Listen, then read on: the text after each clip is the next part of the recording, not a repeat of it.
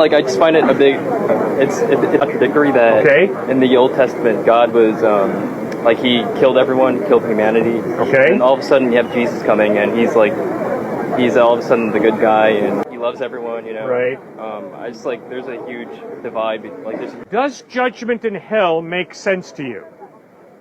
And what I have found is, when you live in a society where people are being slaughtered, raped, and pillaged, all of a sudden, the judgment of God makes a lot of sense.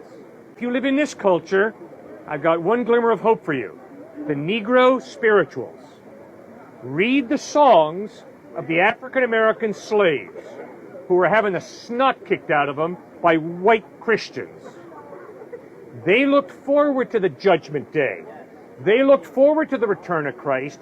They looked forward to a heaven and a hell because they knew that on that day, justice would win.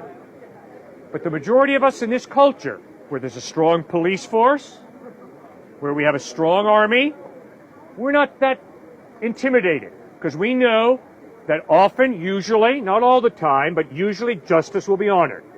But when you live in a culture where justice is a joke, all of a sudden you begin to understand the importance of an all-knowing God judging justly. Because if there's no God, justice loses, evil wins. And that means despair is honest atheism. Optimistic hope for the future is dishonest if you're an atheist. Because you know very well, in this world, the good die young, and evil people get away with murder.